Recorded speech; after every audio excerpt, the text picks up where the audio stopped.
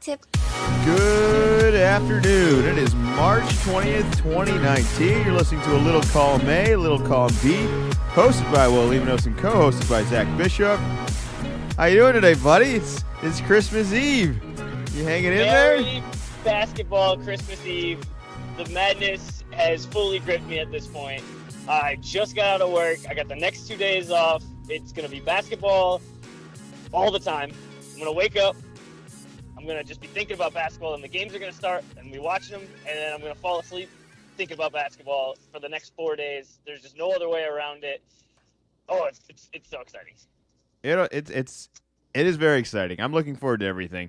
Obviously, I just want to remind everybody, if you are listening to this podcast and it is not already Thursday morning, please join the league. It is free. We're having our own league. There's, probably almost 80 entries, I'd say, right now. So if you want to join the league, go to lcalcb.com, and there you can do your free sign-up. You'll take you to a Yahoo link where you can sign up right there. Join the league. This year we are giving out a $100 Amazon gift card and a free podcast T-shirt to the first-place winner. With, I don't think we advertise this, but we'll throw out the open discussion. If you want to be on the show, like if this is actually something you want to do, if you got a topic you want to talk about, we can get into all that, all right? I'll say that part is negotiable and up to the winner. But for everyone else, I mean, you're all fighting for second place as usual because Zach is going for the perfect bracket. Perfect bracket. This is my year. With that being said, how are you going to get the practice. perfect bracket? Are we going to give away any tips today? Are you going to give me any tips today? I'm the three-time loser now, two-time loser. It feels like I've lost so many times on this bet. I'm optimistic, but why don't you give the fans your initial kind of take on the bracket right now? Any seeding shocking? Any teams stand out? Any upsets you got projected? It's only been two. We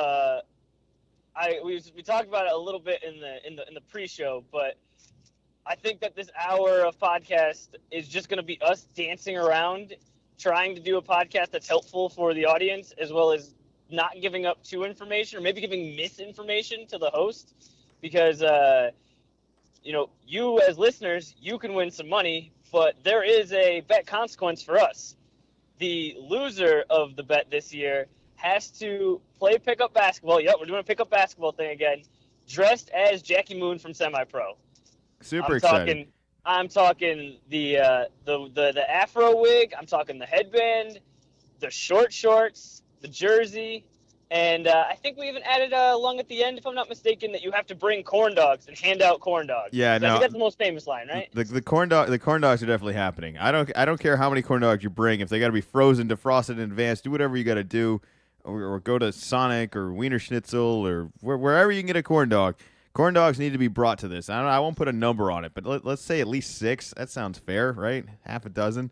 I doubt anybody's really going to want these, but I think it would be a great, great image to see the loser of the Little Column A, Little Column B March Bracket Challenge dressed as Jackie Moon playing basketball while handing out corn dogs. There is no better image than that. And you're going to get to see Zach do that hopefully later next month. With that being said, I imagine you are probably most excited for this Duke basketball team right now. We don't need to get into the Duke team specifically. I'm more curious and more fascinated with is Zion the best player in the tournament right now? Are we going to see that? Is that already an obvious answered question, or should we be looking out for somebody else? Who else is kind of a must-watch guy?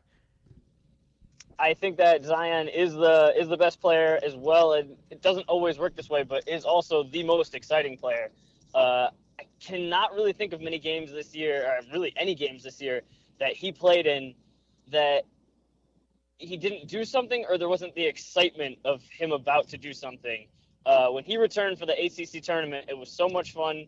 In the first game back, he got a steal early on in the game, like within like the first 4 minutes. And it all came rushing back to me like, oh, that's right. He's super fun because as soon as he gets the ball on the fast break, you just jump out of your seat because you have no idea what move he's going to make. Is he going to windmill? Is he going to do a dunk into a seam for? Is he just going to do just the LeBron absolutely cock it all the way back and just try to tear the rim down? Just every time it's a lot of fun. Another guy to look out for is Ja Morant on Murray State. I'm lucky enough I'm going to see him in person tomorrow. He's playing at 4:30 in Hartford, going up against Marquette. So that's going to be a real good matchup. That's definitely been one of the the top matchups that people have said for the first round. Awesome. So I'm excited to see him. Just to kind of add into a couple of points here, I think the other thing we're going to be looking out for is there's actually going to be some really tall big men playing in the tournament this year. I don't think we've been able to see that for a while. I also think it's super exciting that we're finally getting some of the top NBA prospects of this year in the tournament. I mean, let's not forget the past couple of years right now, some of these guys didn't make the tournament. Ben Simmons didn't make the tournament. I mean, I feel like that's kind of been a trend. Markelle Fultz really wasn't much of a tournament guy. At least I don't remember that. Do you? Did he make the tournament? I don't think he was. No, he didn't make the tournament. So I think fans should be especially excited for this year with the possibility of actually seeing the potential number 1 draft picks, whether it's RJ, the other guy, that guy, Zion, somebody. You're going to be seeing some hopefully top NBA prospects in these next couple of days right now. That's something I don't think we necessarily got to see these past couple of years. So get ready for that. Any weaknesses within the bracket you're seeing? Are you not giving away anything on that? I personally feel like Kentucky is in a trap kind of situation. I don't know what it is. I just got a bad feeling about that corner of the bracket. I don't even think they're that bad of a team. I just think that some of the teams they potentially could face feel like they have an actual chance to maybe make some noise. And the health is also another big thing. Is that not the healthy team wins? Is that not a safe kind of bet? It always helps to be healthy. Right now, it sounds like PJ Washington is in a walking boot, but it's just a precaution. But anytime any kind of news like that comes out, always gives you a little pause. He's definitely their best player, the leader of that team, sophomore, so has some experience with the tournament. Wofford has been ranked in the top 25 this year. This doesn't say too much, but they beat UNC last year at UNC, as well as Seton Hall, who is the 10, who they could possibly have to play, beat Kentucky earlier this year at MSG in overtime. So they've definitely seen these guys before. I think with a lot of Coach Calipari's teams, they're much improved as the season goes on. So I don't think you just take one overtime as they don't have a chance.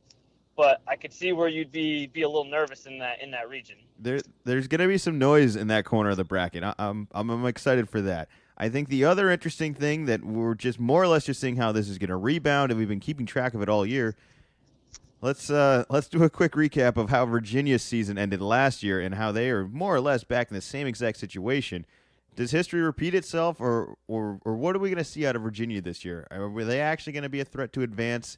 I feel like they're always in there, but they never actually come through. Is this going to finally be the year Virginia comes through? Is the ACC the strong division? The ACC is for sure a strong division. Virginia's a little different this year than they have been in past years.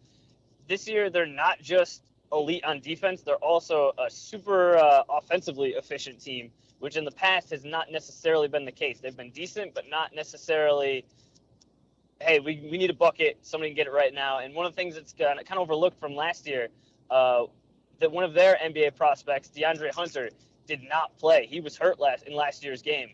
So that kind of gets glossed over a little bit. Still shouldn't have got beat by 20. Still shouldn't have lost to a 16 seed. But they were missing one of their better players, and I think that they have a bunch of returning players, and that they're going to make sure that they are locked in from the get-go, and Gardner-Webb is going to take it to the chin real quick. You know, I'm not even a huge Virginia fan, but I'm kind of almost pulling for them because I don't want to talk about that again. I don't want a back-to-back year. I mean, they're a really good team. They play really good basketball. They're well coached. They always have a very good, solid team. And I think that's what people love about college. And, it would just make them so much easier to talk about if they would actually just get some successful tournament runs here and there. But I'm hoping this is the year. I think they got a chance. I'm not calling out any weaknesses in their bracket. I actually think that the bracket seems pretty spaced out. There's a lot of teams where even if there's an upset, I mean, it feels like one of those teams will advance another round. Regardless, like you don't know which one, but you feel like both of these teams could beat somebody the next round. Yep. Like Wofford, Seton Hall, perfect example right there. Yeah, you're picking a 7 or 10, and even if you pick the 10 as the upset, I think either way you're saying one of those teams may have a shot the next round. And I think you run into multiple of those situations on the bracket this year, which makes it even more exciting. I'm very excited for the unpredictableness. I think everyone's bracket is going to be busted very, very early. Not that it isn't the usual. I just think that there's going to be some good games this year. I'm excited. I think another close matchup that is I don't know. Maybe it's being talked about. I haven't really paid attention to too much of the media of all this. Trying to keep my open mind and make my own decisions right now. I think LSU Yale is another potentially upset game. I think that's these Ivy League schools. They tend to do really well. Harvard has done very well in the tournament. I think Yale also has a decent tournament history, despite not always being the highest ranked. And any love for those schools? I think that Yale is getting overrated at this point. I think a combination of what you said, as well as LSU having the trouble with the possible violations and their coach Will Wade being suspended right now. I think that it's just the obvious pick, and I think that some part of an upset has to be with the teams not expecting it, and I think there's been just so much talk that you're just a little more on edge of, oh, they think they're going to upset us. Like, oh, no one believes in us. They think we're like a bunch of nerds from Connecticut are going to beat us, and they just get all riled up, and then they don't let it happen. So I think that's been a popular one to point to, and I think that might have swung it too far against them. All right, without going through too many matchups today, let's talk about one more question here. Unless you got anything else within the bracket. I got one. All right, well, I'll go for one if you got. Since something. we've talked kind of about the three of the corners, there's one more corner, the Gonzaga corner. Does the zone make it to the Sweet 16 again? I think once they got again, I think they got a once chance. Once again, not a super successful year. You were AP poll top 25 to start the year and kind of fell off, but have some quality wins in there. And that zone, it really throws people off come tournament time. You guys have made some runs that were unexpected. We need what's his name healthy though. If he's not ready to go, our offense very struggle. If Battle's not ready to go, our offense rumor struggles. Rumor is that he's ready. He's back. He's ready to go. Well, look, if he's ready, I almost feel like we're kind of misseeded. Like we almost like kind of tanked to get where we're at, and then Battle comes in, and I feel like we're a much improved team. But I don't really know. With the Orange Man, it's almost like you need to count them out for them to actually prove something for you. Like you have to have the lower the expectations for Syracuse going into the tournament, the better the tournament runs they've had. So I don't know why it works out that way. I just feel like as a Syracuse fan, the years I was expecting them to bust, flop, and not do anything, not make any noise, has been the years where they somehow make it to the Final Four or advance it past a team that they may or may not have deserved to get past. But they find ways to do things. I think they got a chance. I think they got a chance. One thing with them is Gonzaga is that whole corner is in the West, so those games are going to be out on the West Coast. I think for some teams on the East Coast that could be a real hindrance, but I think that Syracuse travels real well, and that won't be an issue. Yeah. All right. So another team that's in that same little corner of the Gonzaga corner over there. Let me ask you this: which one of these Michigan teams do you think is going to advance? You think Michigan State will advance farther, or Michigan? Just regular Michigan will advance farther. Which one do you think has an actual chance? They're both 2 seeds. They're on opposite ends over here. But what do you think is going to end up playing out for those 2 teams? I feel like there's been controversy surrounding both of them the whole year. I'm going to go with Michigan. There's a possibility that Michigan State has to play Louisville pretty early on. Louisville already beat Michigan State earlier this year. Once again, that was in December. Both teams are much different. But if I got to pick one, I'm going to go with Michigan. Oh, you're picking against Izzo, though? I think Izzo. Let's not forget, what's his name's not in Louisville. Patino's not there anymore. Nope. But he might be behind the bench rooting against them in the first. It's the first game tomorrow. Louisville versus Minnesota. Rick Pitino's old team versus his son's current team. I think that's great. That's great television, right? That's good drama. That is the first opening matchup tomorrow. Oh man, I can't wait for it all to kick off. Very, very excited. Just as a reminder, make sure you go check out the website, lcalcb.com. Go join the league. It is free. You'll have a chance to win a $100 Amazon gift card as well as a free podcast T-shirt. Lots and lots of good stuff on there. Make sure you follow us also on Zach's Twitter, which is Wicked Z-Man 24. Awesome stuff over there. Well, I don't want to spend the entire hour just breaking down every single bracket. I want to give everyone else a chance to kind of make their own mistakes rather than listening to ours. With that being said, we haven't really caught up on the NFL. Do you mind if we get in some NFL news right now? I Let's want to jump into it. I want to talk about some Steeler drama, and this Steeler drama just branches out into so many other offseason moves right now. So Antonio Brown is now an Oakland Raider. This is not new news. This is old news. And Le'Veon Bell is now a New York Jet. And I think it came out today, Le'Veon talking about how he's had some difficulties with not only the Steeler organization, but really with Ben Roethlisberger specifically, saying he wants to win on his own way and that it was like kind of his way or highway. And I understand this team having kind of a dysfunction and not really being able to work with one another. But when you've won multiple Super Bowls, doesn't it kind of like trump everything? Like, I know you may not all get along, but if you're winning and you're having success and you have a chance to do more. Whoa. Multiple Super Bowls? Roethlisberger's got more than one. How many does he have? He's got two, right? I'm pretty sure he's got two. Oh, I think he's only got one. Does he only have one? I feel like they have He's two. only got one. Oh, I'm going to stat check you. I know you're in the I'm pretty car sure right now. I'm pretty sure he's got one, and those other two don't have any. No, but I'm just, my point being is Roethlisberger has a winning history, and let's not act like there's a whole bunch of superstars in all of sports histories who have been difficult to work with, and they won though. All right, Shaq was not easy, Kobe was not easy, Jordan was not easy to play with, but at the end of the day, they were winning. Mm-hmm. Shouldn't that count for a little bit more? And yes, Roethlisberger is a two-time Super Bowl, XL and XL3. Yeah, all right, he's got two. All right, I'll step it back a little bit. But Antonio Brown and Le'Veon Bell both have 0, right? No, it doesn't even matter how many they have. Why do you guys? Why does everyone have a problem with a guy who has 2 Super Bowls? Yeah, he's a pain in the ass to work with, but he wins. I think he's a proven quarterback. I think both of these guys leaving right now are going to quickly realize, yeah, their new quarterbacks may be a little bit easier to deal with, but they may not get as many wins. They may not be able to put up the stats they have in the past. I mean, both of those guys are stat chasers, and Le'Veon and AB, they're all over that.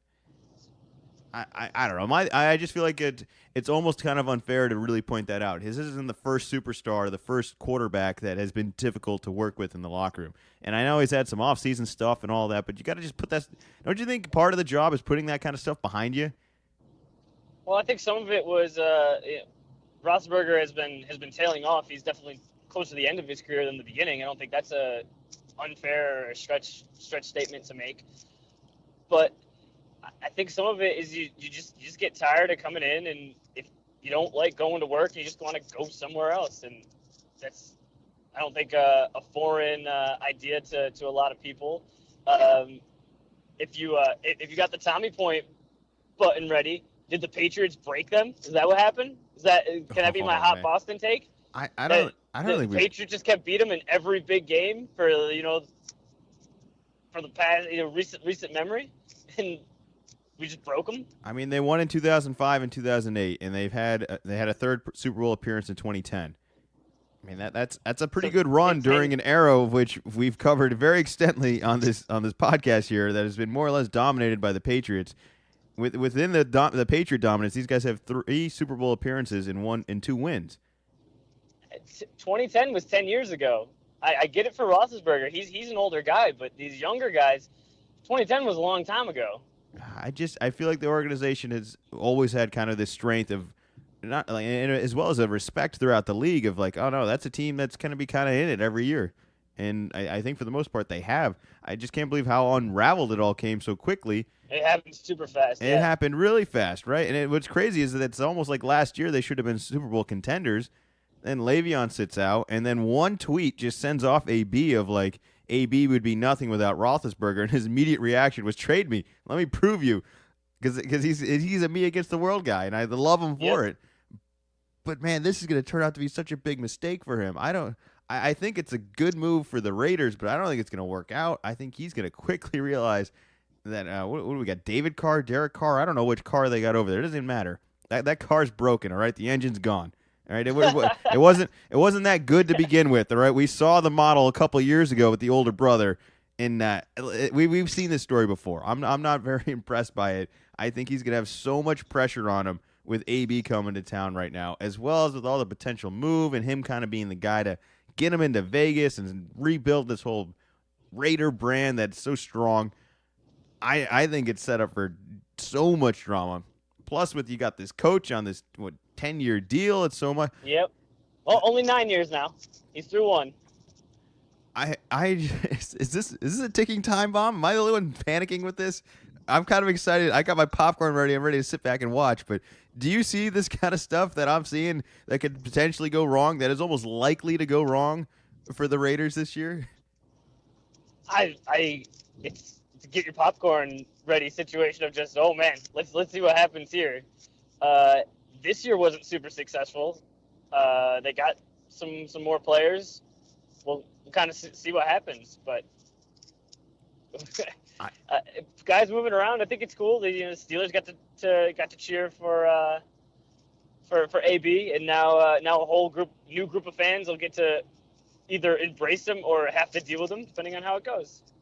Well, the other NFL news that we haven't really discussed too much is it really is. It's much more than just Odell Beckham Jr. It's just Cleveland in general. Cleveland kind of making moves and really more or less going all in on this year with the ideal. Looks like the potential weakening of the Steelers right now.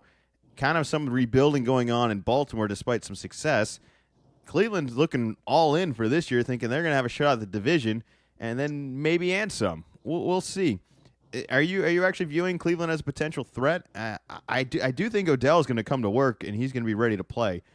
I think we're going to see a much higher effort level out of him. I think the guy just wants to compete. Attitude and all that aside, when he's on the field, I think he just wants to play. It's definitely an interesting situation where Cleveland has not had much success, and this year, just kind of a middle of the road season for other teams was a big success for them. We won a game, we won multiple games. Cool. Looks like Baker Mayfield, he could do some stuff. All right, cool. Hopefully you can build on that. My concern though is expectations. You get expectations to be this awesome team, and then if you don't quite hit them, it just not an unraveling again. That's not quite the word that I want to use, but it's a lot of pressure. And now, okay, in the first month in September, Baker Mayfield hasn't quite made the jump from year 1 to year 2. How long does the rest of the team kind of deal with that?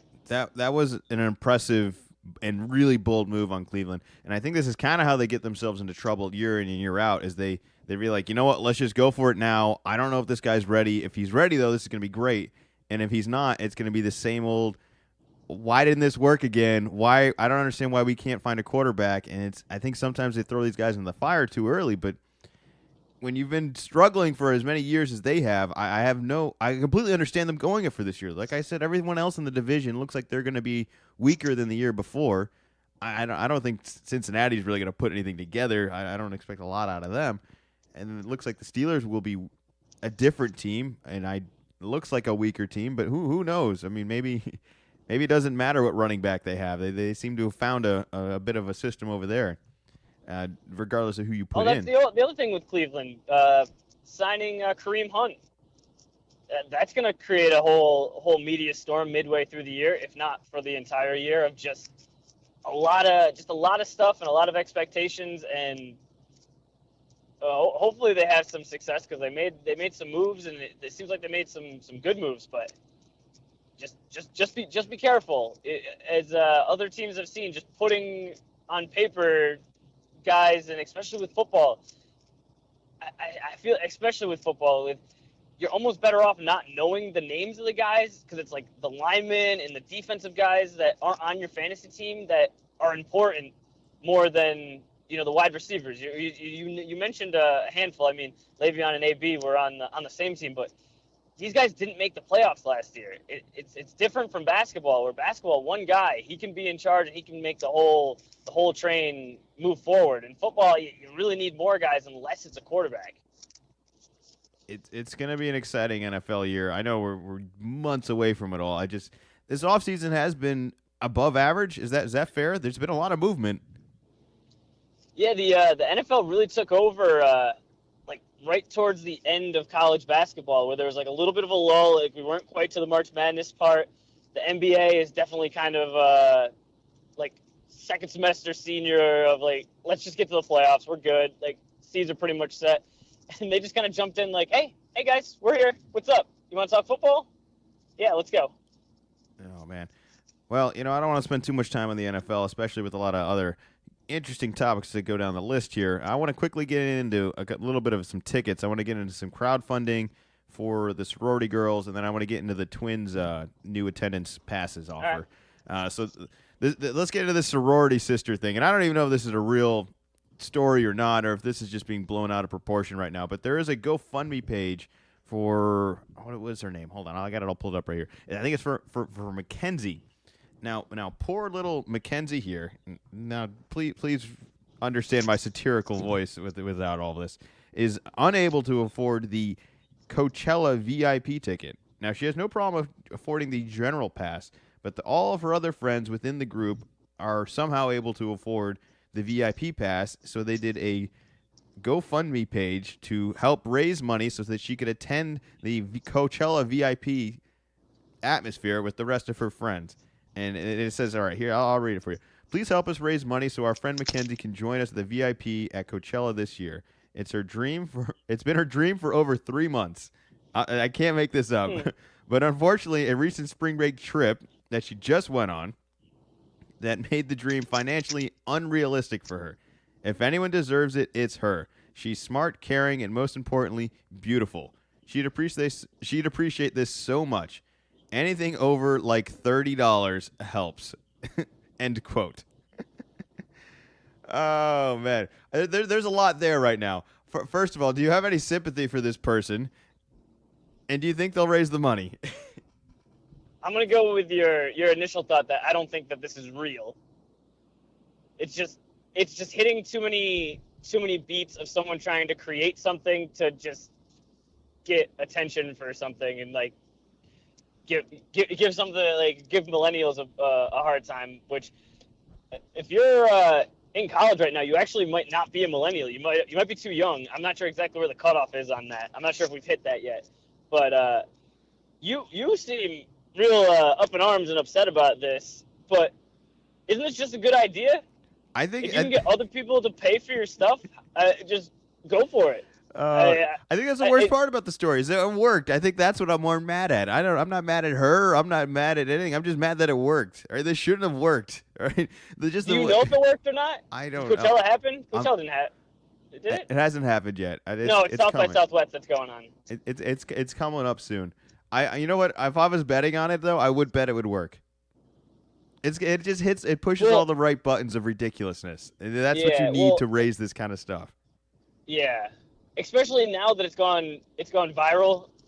I think for sure. Oh, it's gonna work. I hate that it's gonna work. Can you get up in arms with me about this working? Why? All right. No, I'm going the opposite way. How can we make this work for us? Well, all right. Do we need a crown? Do you want a crown vote? I don't know. We already got our own T-shirts. We pay for the website. That's the problem. We're trying to go the old-fashioned way of like trying to sell stuff, trying to provide a product, provide a service for people. No, she's in the future. I'm just, hey, I'd really like this. I'm gonna write up a nice thing and it's gonna go viral. That's what we got to do. But you just said you didn't know what you wanted. She knows exactly what she wants, and her friends know exactly what she wants. All right, you know what? I want to go to Coachella then, but I just want the general pass. I'm not selfish. I don't need the VIP experience. All right, crowdfund me $300 so I can go to Coachella. Actually, you know what? Make it two. Make it two because I want to bring somebody, and then someone else can drive up with me or whatever other coordination we need to do. I don't want to do it all alone. All right. Well, now you've gone too far. Now I've gone too. I've asked too much already. You know what? I bet the sum of 2 general admission tickets is not the same amount of 1 VIP pass. I bet 1 VIP pass is more than 2. I don't think the money is the issue. Oh, do you think I have to ask for more though? You think I'm not going to attract enough attention just asking for something basic, being like, "Oh, I'm not going to help you buy something just unoriginal." Yeah, that's kind of like that's small. You got to rope it into something. Like, I want to take. I want to go to the Final Four. Can we make that happen? Ooh, I want to go to all the Final right. Four. But why? Why do you want to go to the Final Four? I've Are you never been. beautiful? I- Are you most importantly beautiful? I'm most importantly like beautiful. All right. Okay. See, that's a little witty thing. Like, now you're throwing things out there. Oh God, this is it's. I'm just upset that it worked. Let's transition. Well, we're not sure yet. Well, We're not sure if it worked or not. It's going to work. I think we'll follow up on that. I feel very confident that it will work. Let's talk about an attendance thing that the Minnesota Twins are trying to do that I'm not sure if it's going to work. I don't think this is going to work. I think it's a decent idea, but honestly, it just sounds desperate coming out, just even reading it right now. So the Minnesota Twins are rolling out a monthly pass to fix attendance. These monthly passes will be as low as $50 a month. I don't know how much baseball tickets are normally in Minnesota, but $50 a month, that's pretty reasonable. I mean, if you go to 2 games, even if they're the worst seats in the world, I think that would amount to a $50. I think you can get $25 to get into a game, maybe even less, and this is kind of paid for. So if you go twice, I think you can see some sense out of it. Do you see any value in these monthly passes, though? I thought it was a cool idea. You're struggling to sell tickets. The Twins haven't been that great. Here's a way to try to get some business. Kind of splitting the difference between a single game and a season long commitment. I've always been a little baffled by people that get season tickets and just how you can go to every game. I guess it's because I don't live right in the city, so going to games is part of it is just getting to that city is kind of an issue with it. But it seems like a month you'd be able to do it a little differently. Of okay, for the month of June, I'm doing baseball stuff every weekend. Hey, you want to do stuff? No, I'm going to the Twins. And there'd be only very few times that you wouldn't go. And like you said, $50 for the worst seats. I mean, baseball plays almost every day, and obviously there's home and away. So say it's 12 games. That's pretty good. It's pretty good. Even $10 a game, and I'd pay $10 to go see roller derby, amateur sports, something high school for that. I think it's probably around $10 or maybe a little less than that. But it seems like a way to kind of get people into the stadium. Once they're in there, then buying hot dogs and hamburgers, and who knows, maybe you can create a fan out of them. I think that's the real goal here, as well as you're kind of getting this money up front, and whether they attend or not, who cares? They paid for it. At least you got something. It beats it beats nobody coming out. It beats nobody doing anything. And then I'm sure the nice thing about it is, like you said, you could do some months on, some months off. I'm sure some months you could upgrade your tickets, and some months you could say, no, give me the nosebleeds. We'll figure it out from there. I do like that kind of flexibility. Interesting going subscription model where with a lot of things in our lives now are subscription models. You don't go to the store and buy CDs. You have your Spotify subscription. You don't go to Blockbuster anymore. You have your Netflix or your HBO Go subscription. And like you said, they don't care if you use it or not. They keep charging you every month. Boom. They got paid. They got paid. Yep. Well, transitioning into another paying opportunity. If you are a Warren Buffett employee, this is specifically just for them. Is that how this works? Yep. Yeah, you have to be an employee of Berkshire Hathaway. So if you are a Warren Buffett employee and you fill out a perfect March Madness bracket this year, they are offering you the value of how much money? It was $1 million every year for life. $1 million every year for life for the perfect bracket. It's kind of funny. No, not a perfect bracket. Just getting the Sweet 16 right. Oh, just the Sweet 16? All you have to do is get the Sweet 16 right. God, he's just got that much money? There's actually a chance. It's hard to get the Sweet 16 right. I know it's hard, but I imagine, you know how many employees this guy probably has? I think it was 300,000, but I'm just grabbing that out of the air. I can't remember. I remember seeing the number, but. All right. Actually, maybe I can't remember. Now I can't remember if that was the number of employees he had, or if that was the number of people last year that had attempted to, or that filled out a bracket.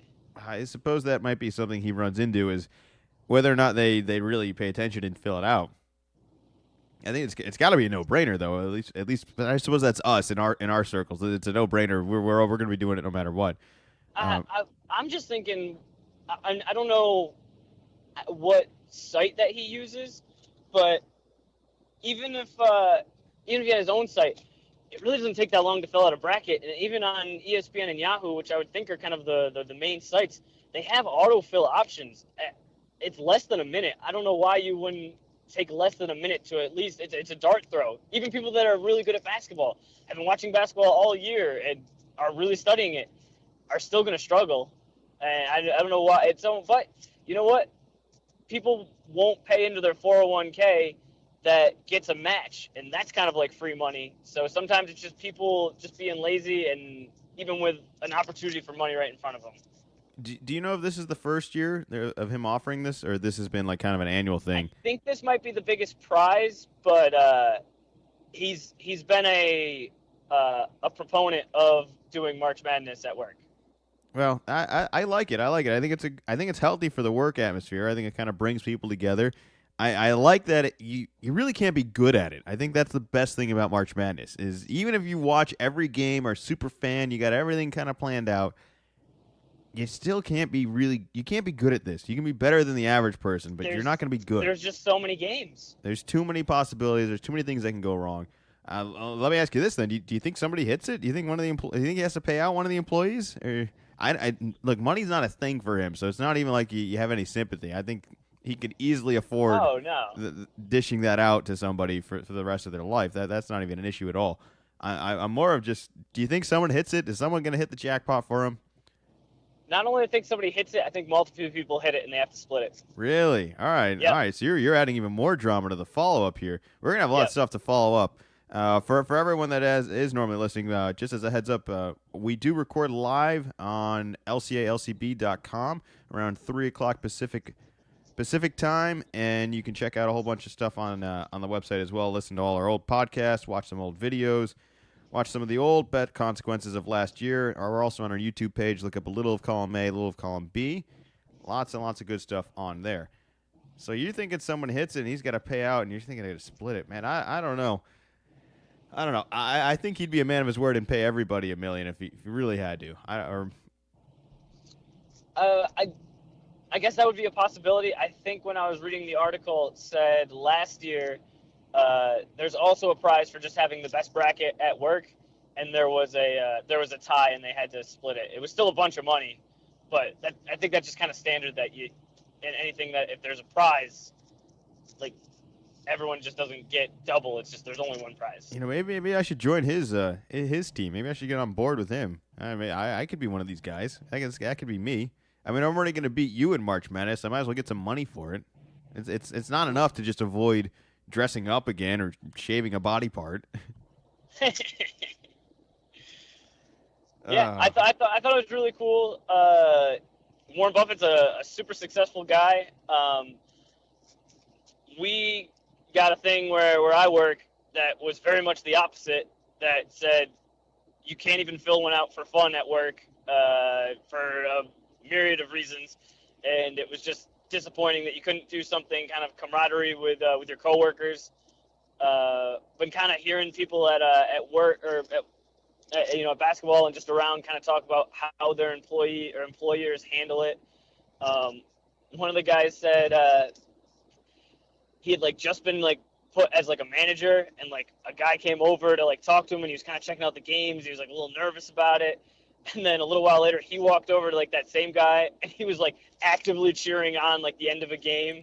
And so it was all right, that's cool. It's and I've heard other places a little more sports related where kind of the upper employees pushing for the managers to just hey, order let's order pizza. Let's make this more of a team building activity rather than trying to squeeze everyone and make it so no, you got to be working. It's just hey, you know what?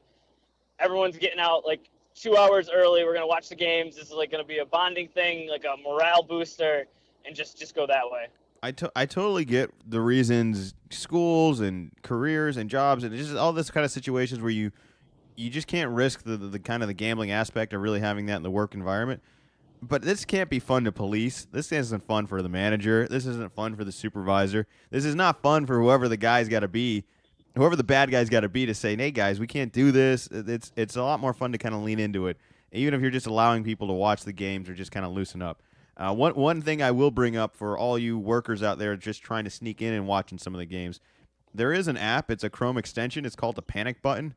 That if you just hit it right at the top of your address bar, say you have the games on, you're watching them, you just hit the panic button, and then it'll immediately just show a bunch of like graphs and charts and stuff in front of your thing. So if that's the kind of the work you're already doing, Ooh, the old school boss button. yeah, the old school boss button. Yeah, there you go. Yeah, Which is funny because back when that was more prevalent was when I was still in school, so I didn't quite get it. But now it really hits home a little more. There you go. It's funny. I think there's the boss button, panic button. There's probably a whole bunch of extensions. But if that is something you're interested in, or that's kind of a chance you're going to be taking this weekend, you want to safeten your odds a little bit, look into downloading that. It's a free thing. You can download it. It's just an extension onto Chrome. It's not anything crazy. It's not actually on a download. It's an enabled option you can do on there. Super easy stuff. So just a heads up on that. So another thing I'm kind of looking forward to outside of just March Madness, and we've followed up with this league for I think 3 years now. It's been going on. This Big Three, the 3-on-3 league that Ice Cube has started and continues to grow, has made some really big additions this year. I just want to shout out how well they've done and maybe talk about how excited you are on this. All right, we got names. I wrote down a couple right now. These guys will be joining the Big Three this year. You'll be able to see them this summer. Gilbert Arenas, Jason Terry, Greg Oden, Lamar Odom, Carlos Arroyo, Steve Blake. I mean, they got some guys this year. There's a whole bunch more too. I'm definitely leaving out a bunch. I'm really excited and impressed in the kind of the direction of this league. I think this is going to be almost must-watch TV for the average basketball fan this year. I think this is going to be the year. I think this really kind of becomes something and kind of takes over the summer. Are you betting on that, or do you think this is just kind of always going to be a side gig that you watch every now and then, and it's not going to be kind of you gotta go sit down every weekend and watch it? Is this taking over your Saturday afternoons? I think that they've gotten farther than I was expecting. That first year, I was definitely excited for the idea. Watch some of the games. I couldn't get past these games were played on Thursday, and now you're posting them on Friday, so they already happened. So this isn't live, but they changed that last year. They were playing the games live. It's cool how they go from city to city to play. I like that. I didn't watch it as much as I thought. It's just still trying to get used to basketball in the summertime. March basketball. Okay, you got it. It's like, wait, basketball in June. Wait, when is this? What time is it? I didn't get really attached to a team. I think that would be something that I got to try to pay attention to and really, all right, yeah, I'm really focusing and I want to root for this team. I did watch the championship last year, and that was fun. I like they got like some of the gimmicks. They got the 4-point circles, but it's going into its third year, and like you said, pretty much I recognized all of those names. I'm pretty into basketball, so the casual person might not know, but some of those. I mean, Odom was a number one pick. This like is that, probably the only mean, time you're going to be able to see him play. I mean, he never really the made a didn't career. work out so well, but there's definitely maybe household names a little strong, but definitely you're not getting guys that played in overseas and just who in the world is like, oh no, I remember Steve Blake played for the Lakers. I remember he was a scrappy guy, and it's just cool too that there's an outlet for these guys to continue to keep playing where it's you don't have to go to China, like really far away from your family and your friends. It's like, no, we got something for you here to kind of ease you from, ooh, you're in the NBA, you're at the absolute peak, and you're at the Y. This is awesome. I think this is the year this blows up. I think this is the year this becomes, hey, man, you know what's coming this summer? You know what season it almost is? You know what time of year it almost is? I think this is going to be the year they kind of make that jump. The only thing I'm a little concerned about is I don't know how their ticket sales have been. I don't know how they're paying for it all. I feel like they really double down hard on it. And if this doesn't work out, this could quickly fizzle out. But I'm a believer in Ice Cube. I think he's a really good business guy. I think he's made some good career decisions. I mean, he's not the.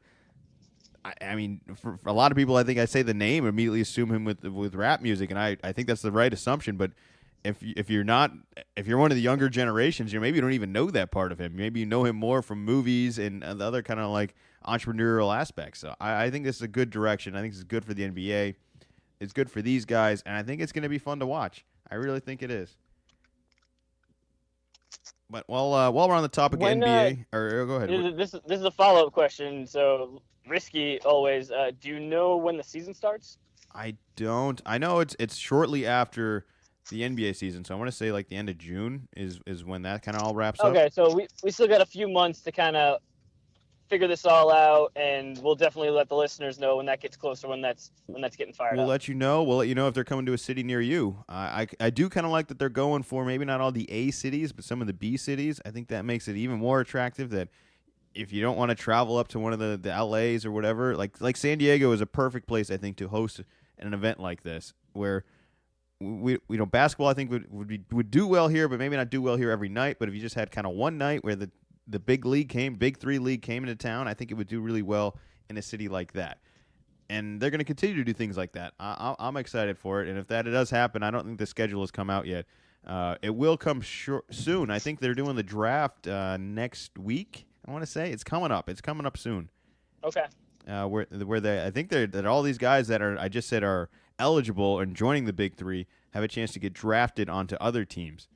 Is to my understanding how this is going to work. I don't think any of these guys have really signed to any of the teams. They're just more or less became eligible, and if they get picked up, they get picked up. A lot of the names I just mentioned, I almost fully expect to get picked up. I mean, they were good players. Yeah. Some of these guys weren't. I'm pretty sure Greg Oden tried out last year and wasn't drafted and wasn't picked up or anything.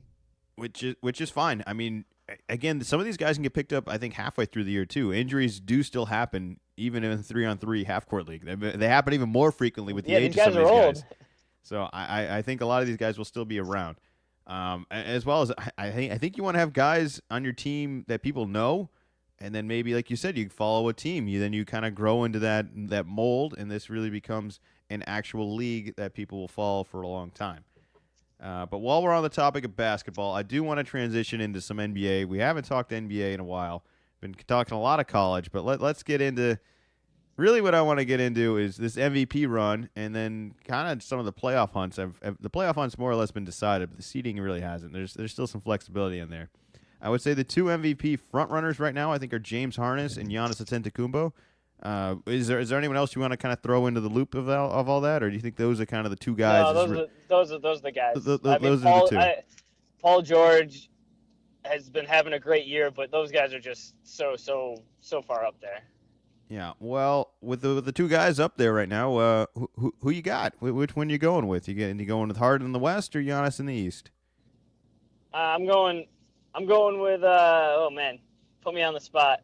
You don't have to answer. You can give just an opinion on both guys and why they deserve to do it. But I personally think I'll walk you through what my kind of thought process is. Harden just went supernova scoring wise and was just like unreal for an incredibly long stretch. I saw a really cool graph that had the points per game leader. And so you see guys, and at first it kind of all zigzags up and down, and then you see some guys, and it kind of like peaks and valleys, and then you just see James Harden, who just like keeps like going up. It keeps bouncing up higher and higher, and just leaving everybody else completely in the dust. So for a little while, it was like, oh, Harden's the guy. I'm going to say, come back down to earth, but really is still scoring at will and being awesome. It's just he's not putting up 50 points, multiple times in a week or anything like that. So I've always kind of been like, oh yeah, Harden. But on the flip side, Giannis has been playing really well on both sides of the ball. And my philosophy for MVP has always been best player on the best team.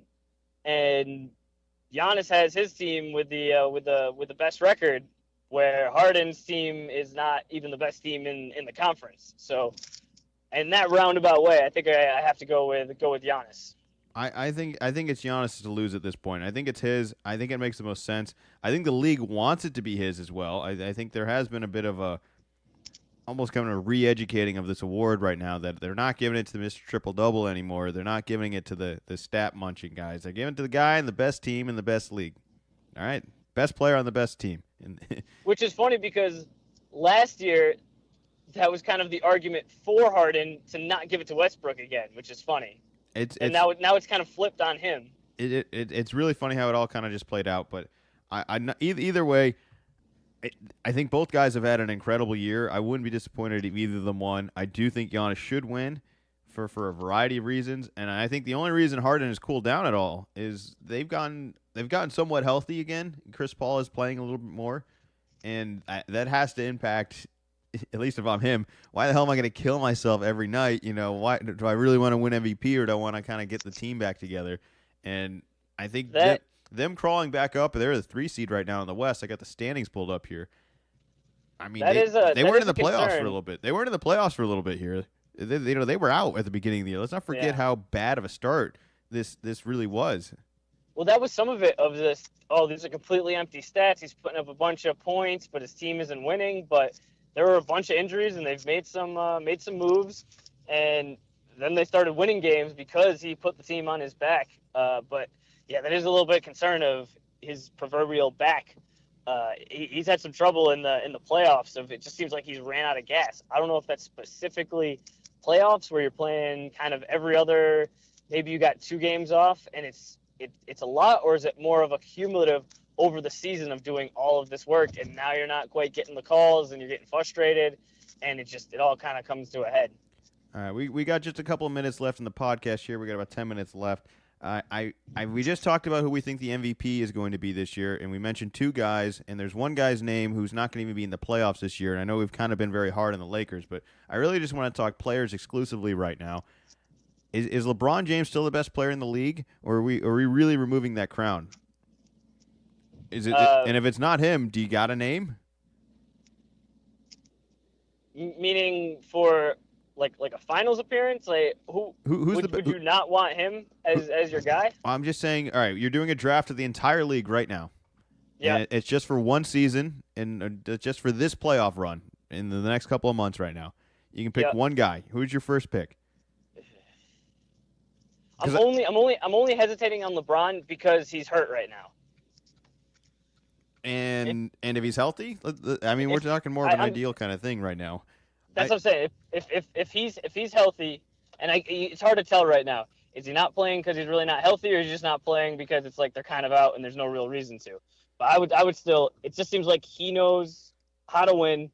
He knows what he's got to do, and he could still make it happen in the playoffs. He was hurt this year. It's a new team, but I think that he's still the guy. I have a really hard time kind of giving it to anybody else because LeBron is just, despite all his flaws and look at his numbers. He's still so good at everything. He has very, very little weaknesses. His weaknesses are outside of basketball, like in a pure basketball, stratosphere. Like everything kind of within this. Between these lines, he's so good at. It's the stuff kind of outside, off the court, that you start adding up some drama and maybe some leadership skills and being a coach killer and all these kind of assumptions. At the end of the day, this guy's really, really good at the game of basketball. He's one of the best players we've ever seen play. I have to say that there's flaws in Giannis. There's flaws in James Harden. There's flaws in Durant of just being on the Golden State roster, of just being on certain teams, being coached by certain guys.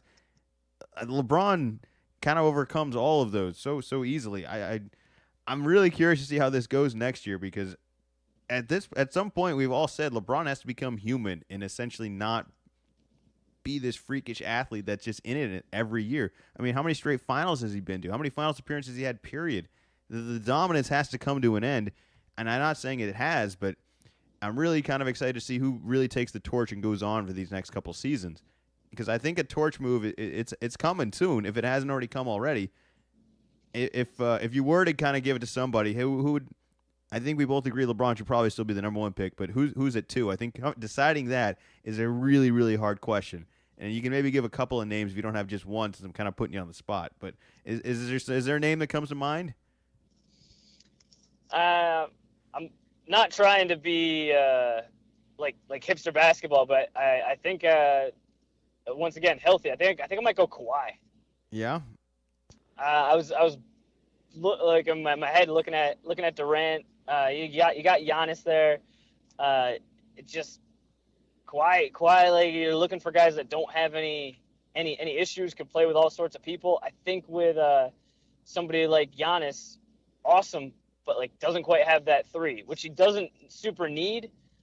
But it's like if I'm starting my team, if you're starting with Giannis, you got to kind of build a certain team around him. Where I think with Kawhi, you can kind of put almost anybody around him. Yeah, yeah, no, and I think that's kind of like I think that's a safe bet right there. I think you can make arguments for other guys. I think you can make an argument for Paul George. I Yep. mean, Paul George has Similar. been Yep. Paul George has been so good on defense. I don't think that's been talked about nearly enough. As well as his three ball has been awesome this year. Awesome, awesome shooting percentages. I think he has been much improved in that. He's been doing a lot. Paul George has had a really good year. I actually think he would be my number two, and just because of his overall round strengths. I mean, that's really what we're putting LeBron above everyone else's, is just kind of having a good overall game and not just one element of it, whether it's a freakish element like Giannis or a freakish like advantage like a Durant guy of just being that tall and being able to shoot that well. You got to be able to do everything else every night. Giannis is definitely up there though for just that alone right there. Just doing it every night. Every night we're getting something out of Giannis. Every night. But it'll be fun going forward. I know we're going to kind of focus on March Madness this weekend. I want to remind everybody to go sign up, all right? I know we've talked about it a couple times now. If you're still listening to the podcast, make sure you go sign up, lcalcb.com. Very excited. It's a free league right there. We're giving out a $100 Amazon gift card and a podcast t-shirt. If you would like to purchase a t-shirt on your own and show your support for the podcast, go to merchbywill.com. T-shirts are available. They're Amazon delivered, so you can get that Prime delivery if you are an Amazon Prime member. Lots of good stuff. Lots of good stuff. Very excited for all of this.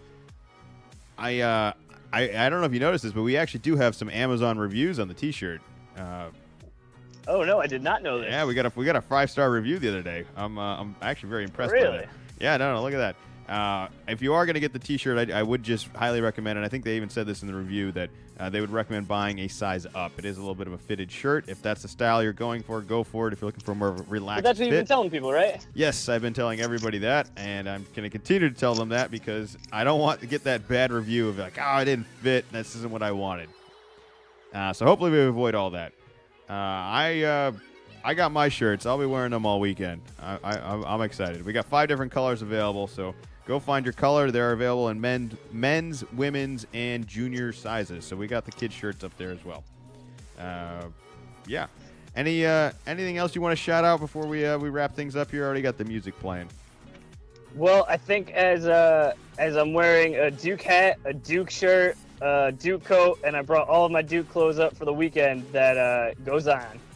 Go Zion. Well, I'm just excited. I want the upset, all right? I'm rooting for all the lower seeds right now, and I'm also rooting for hopefully a complete disaster. I want Zach's bracket to be so broken, all right? Because I am so excited to see him dressed as Jackie Moon later this year. It's gonna happen. It's gonna happen. I can't lose every year.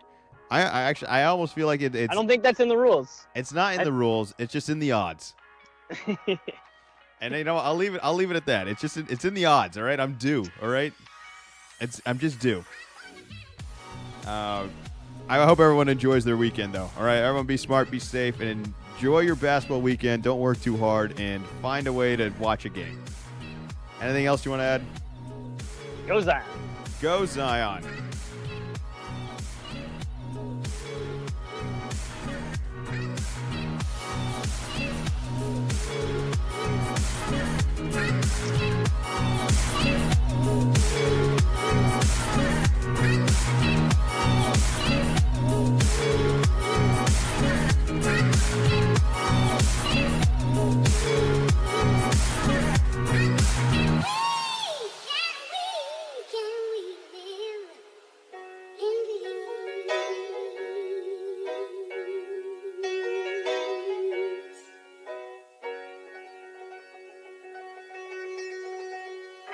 Little column A, little column B.